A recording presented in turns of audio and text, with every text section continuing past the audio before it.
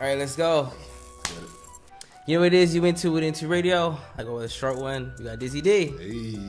And how y'all been? How you been? You were a little gallivanting around Canada, doing artistic shit with cameras. You do that often with you, eh? What? You say that often. You gallivanting around Canada. Well, it's not. If I was gallivanting, I would gallivant, but I can't. So. I went to Calgary. I was there. Hi, everybody. Came back. Let me just say, it was the coldest snap of weather that I've had to endure in a very long time. Let me just say that all my friends think that I'm very BC now. Ooh, Fan City boy, can't handle the cold. I'm like, why, out of all the weeks in the year, did you decide to bring me on the coldest one? And let's shoot everything outside. And then they're gonna pretend like they're not also cold. Like, it's not a normal cold. It's a crazy cold. You don't have to like pretend to be extra hard that you can. Minus 27.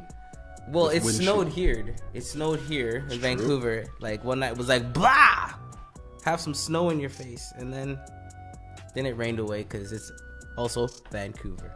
Truth. Anyways, So you know what we should do before we get into the foolishness? Song of the week. Two things you should do. First, song of the week. Song of the week. And this week's song of the week is going out to our boy Makati with the album video called Black Man. Well, BLCK is how you would spell it. Oh, just black? I thought it's not Black Man. No, it's just Black. Oh, okay. BLCK. It's a dope album video. If you haven't got a chance to check it out, make sure you go check it out. Run it up too. Make sure the fam is doing good. If you haven't been noticing the pattern, Black Lives Matter around here. Black History Month is going down.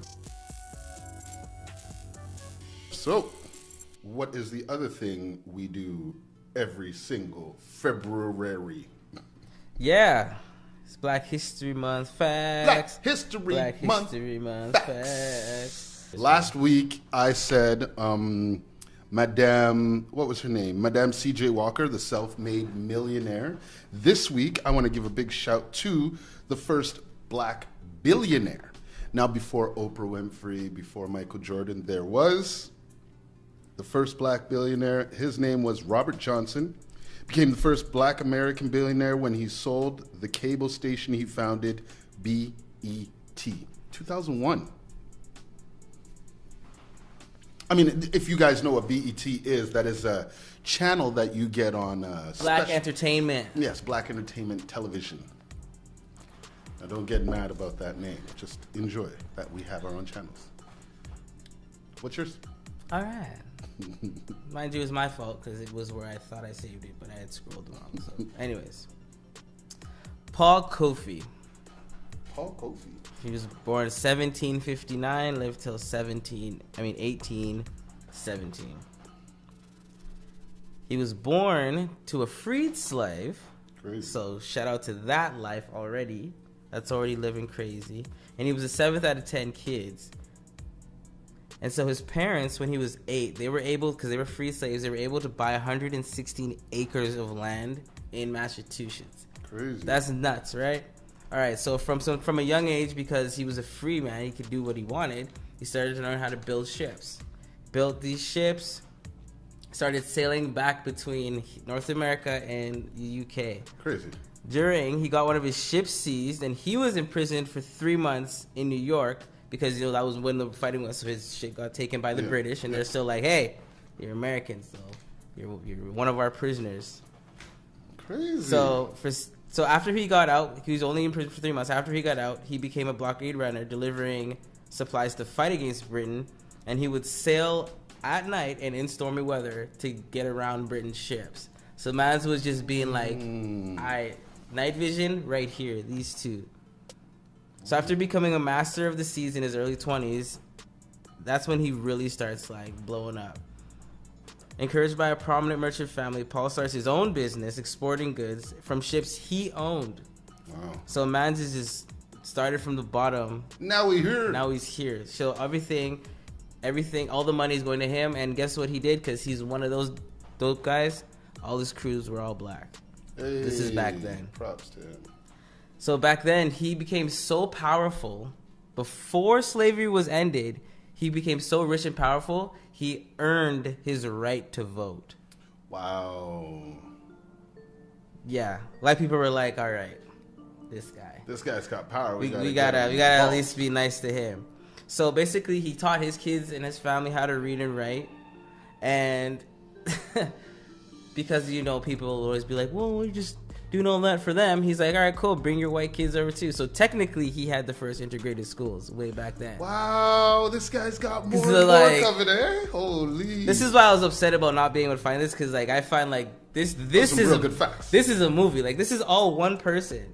Wow. Back when slavery wasn't even abolished yet, like people were still like, they had a whole civil war about slavery, and this man's out here had land, had business, built that. Wow. So anyways, I'll keep a little more for later. Actually, the best one I want to say is that he would take some runaway slaves and bring them back to Sierra Leone, where he owned land, and let them build their own places and live there as free people. So Dope. Paul Coffey needs his movie, so I just wanted to shout him out. I also want to give a shout out to another person who is out there who is doing heavy for the black cause in Alberta. Her name is Taylor McNally. I don't know why I thought you were going to say Taylor Swift, and I was going to fucking flame your ass. No. I know, it's absurd. But like, just when you said Taylor, my brain was like, Swift? No, I'm going to give a shout out to Taylor right now. She's in Alberta. Swift? She's actually going through all the little cities in Alberta and like doing anti-fascist stands, like stand for black people, all this stuff. And you know what? She's bringing out all the snakes in all those areas. And I'm giving her mad props just for like putting herself on the line like that. And like getting everybody in the communities to step out, like small town Red Deers with Tascoin. You know what I mean? Like fucked up where you would see that shit. Oh, yeah. So she's standing out there. She's getting bullied every day. She's getting death threats every day. They're making Facebook pages and all this nonsense, crazy stuff about her. She says, it's funny when you wake up and you learn something new about yourself. It'll be something so outlandish. Oh, it's great. It's great. so great. It's great. So you, girl, props to you, Taylor. Man, you're doing big things. And yeah, we're going to get on your show soon. She wants to bring us on the show to have a chat. She's doing a 365 Facebook Live challenge. So every single day for this year, she will be going live with a guest, doing conversations about the movement or about whatever it is that's going on. So yeah, props to you, girl. 2 thumbs up to you. 4 black thumbs up to you. 4 black thumbs. And everybody out there, go support that girl. Look her up on Facebook, Taylor McNally. I hope I'm saying that right. McNally. Taylor McNally. All right. So, a little more lighter note. Lakeside. Another Black History fact. It's 3 years ago to the day that Black Panther was released in theaters. Oh, that's true. Rest in peace. So it's like, we got that still. Anyways, that's just a little something. A little sprinkle on your cupcake. Side notes. Side notes, those side things. And make sure you guys join us on the Twitch. We are live on Twitch, Facebook, and YouTube. You can join the chat. If you see the chat going on, join the chat. Conversate with us. We will conversate back. Want to get to the shits? All right, let's get into some shits. I need to get this off my chest because I'm a little perturbed. What the hell would perturb you? So you remember back in the summer when that black dude was watching the birds in Central Park? Ah, yes. And that lady had her dog wilding, and he was like, "Yo, ma'am, can you please put your dog on a leash?" Then she called the cops and was like, "Oh my God, this African American man is threatening me." She was termed the first Karen. She began it. Well, she was charged, rightfully so. And today all charges were dropped. And I'm perturbed because she shouldn't have had her charges dropped. She was guilty. They said because she did 5 classes in some bullshit sensitivity racial bias training, so that she got to bypass all her shit. Nah, fuck that. No. She doesn't need to know about racial bias. She clearly knew about racial bias because when she called the cops, she specifically said, "An African American man is threatening me." That says you actually know the racial biases Bro, really I've never well. thought about it like that. Like she knows. She knows what she could have taught the class. Facts. But Ouch. so she got off, and honestly, I would just like to say, it's because black people be too fucking forgiving sometimes. Because that dude from the beginning was like, "Oh, I don't want her to get in so much trouble." It's like, no, fuck that. Yeah. She could have seriously like injured you. seriously got you injured on some fuck shit and she was in the wrong. Yep. And yeah, it's just like, god damn. So now she got off and she got to do a fucking class. Like, fuck out of here. So that perturbs me. So from one person that perturbs me to somebody else who doesn't perturb me but probably should feel perturbed in themselves. The field invader, I'm not calling him a streaker because he wasn't naked. But at the Super Bowl, the guy that ran on the field and then bet 50 grand on himself to win the 350. Yeah, 375. Well, because this dumbass couldn't wait till after he got the money to spill the beans. Your bet is gone, sir. Because you can't gamble on yourself to do something you know you're gonna do. That's kind of the way they set the shit up. So that's why you're supposed to like talk about it afterwards, not during. You know, if that makes sense. I don't know. So yeah, he's fumbling the bag. So anyways, So he completely fumbled the bag. Oh, like Super Bowl fumbled the bag. His.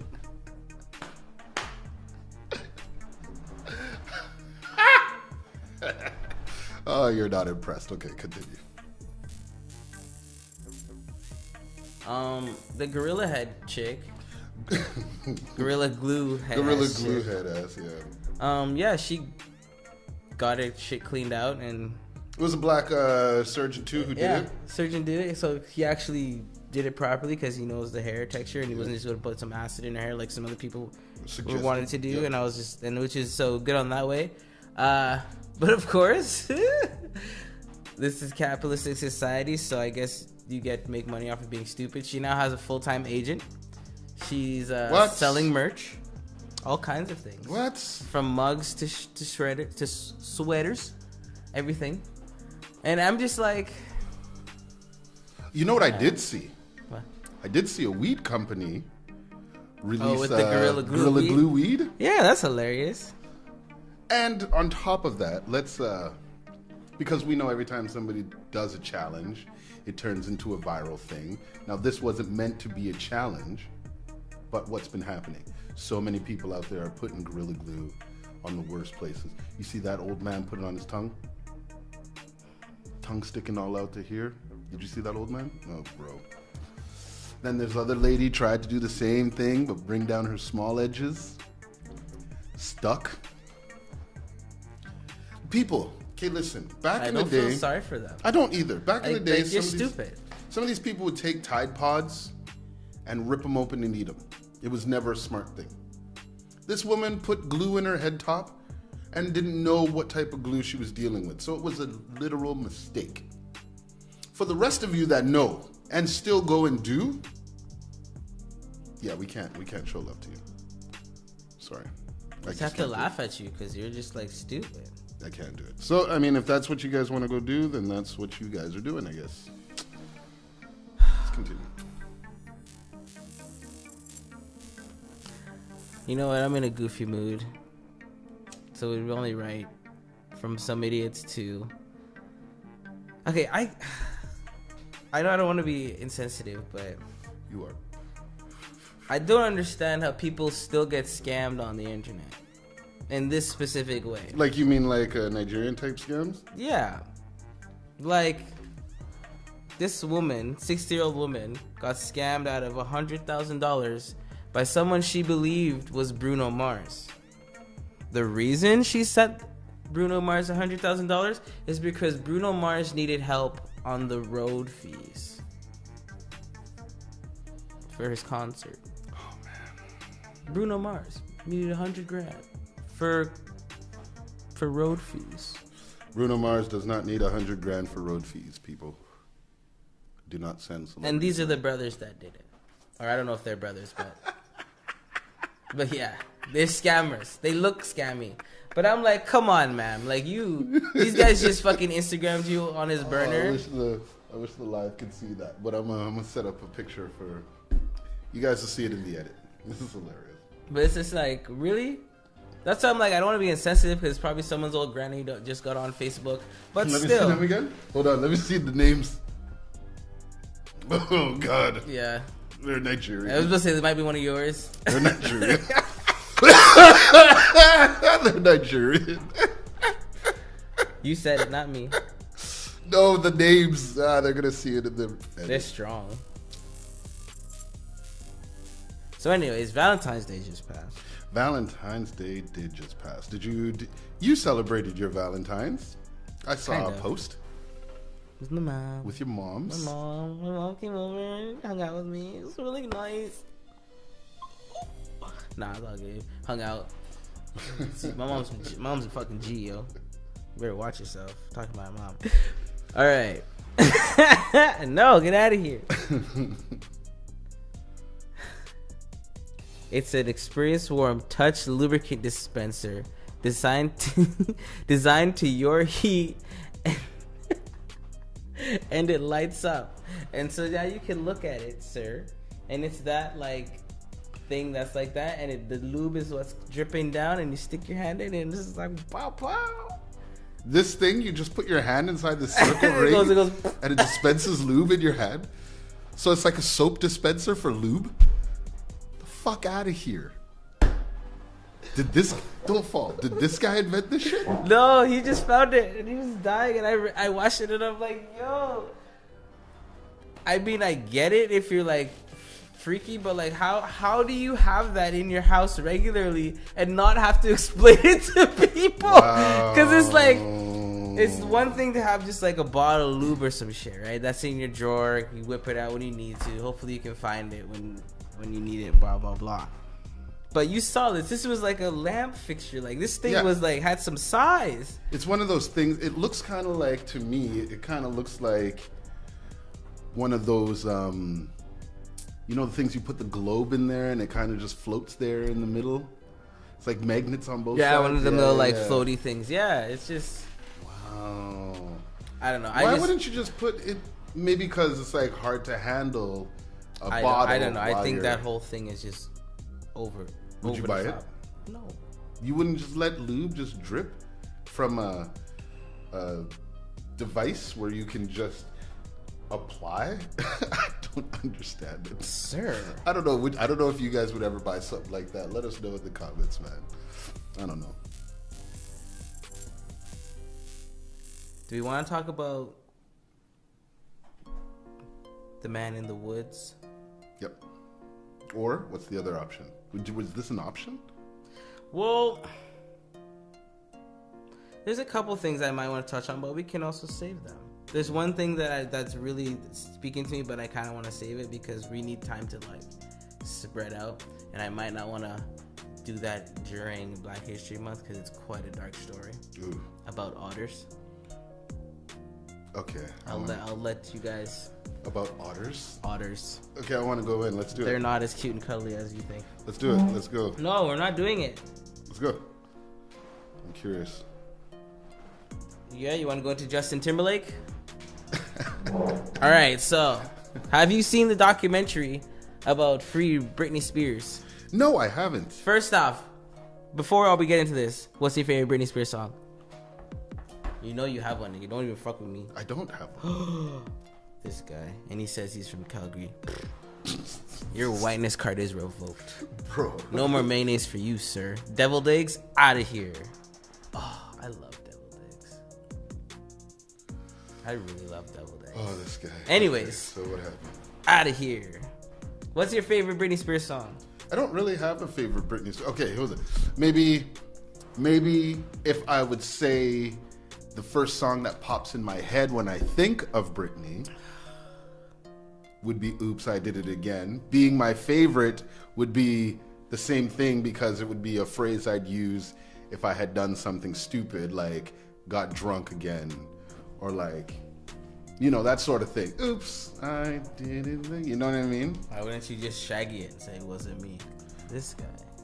like I said, if it was the case. Anyways, whatever. I ain't gonna front. My favorite Britney Spears song, Toxic. Dope as shit.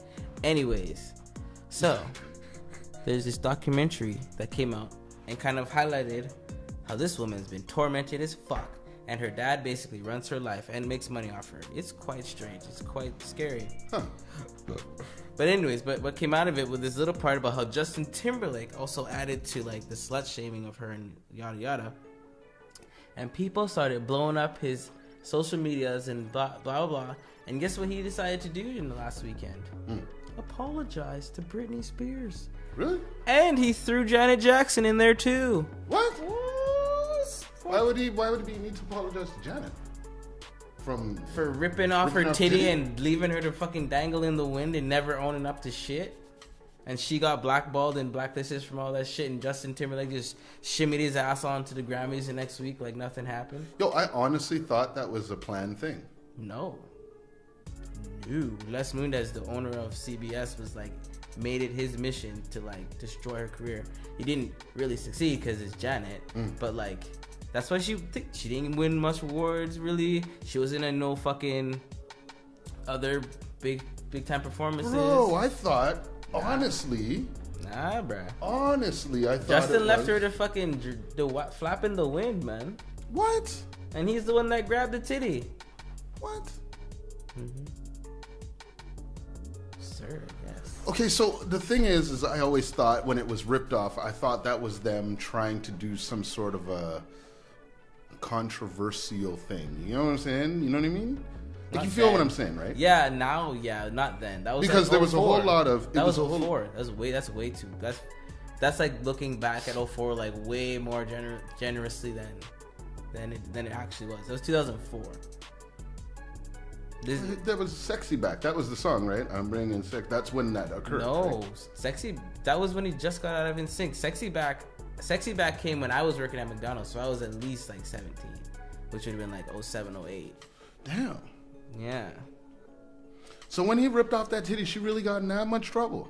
She got blacklisted, bro. Blacklisted. Because think about it. She was blowing up like Michael was going down. Yeah. In the 90s, and she was taken off. And then she got the Super Bowl. And then what happened to Janet? She became basically just like a black icon. When she should have been a fucking... She just was like done with everything. Says who? She kept making music. She kept doing things. What would have made it? Yeah. It just wasn't as like highlighted on shit. But she didn't stop making music. She started doing other things like acting and stuff too. But like, what? You like think about your brain and think about the actual time of it, because 04 was 04 when the Super Bowl was, and then yeah, like Sexy Back and shit didn't come out till at least it had to have been 2017. Not 2017. I mean like 07, 08. Really? 06 earliest by far earliest. Okay. And it couldn't have been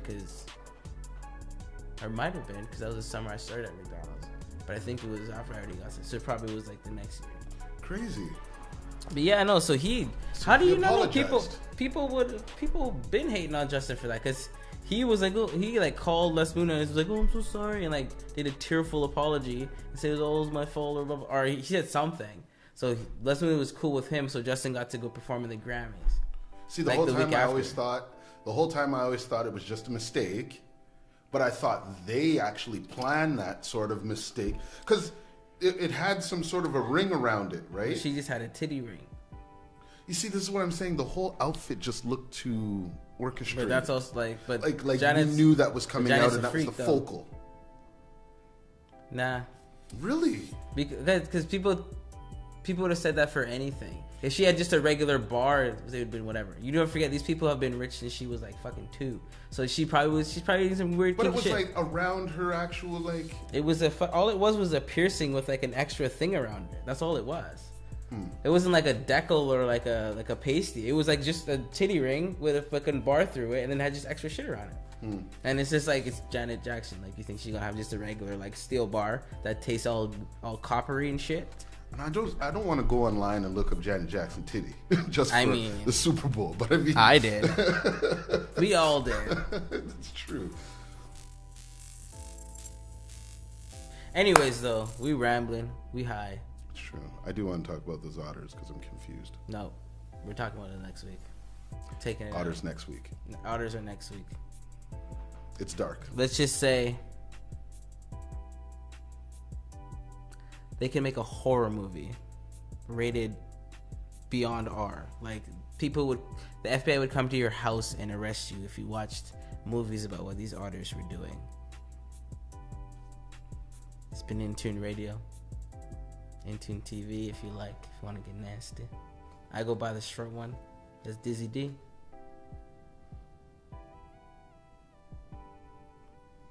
We'll talk to y'all next week. Love y'all. I'm confused. Goodbye, live. Bye, live. That was the most creepiest sign out ever.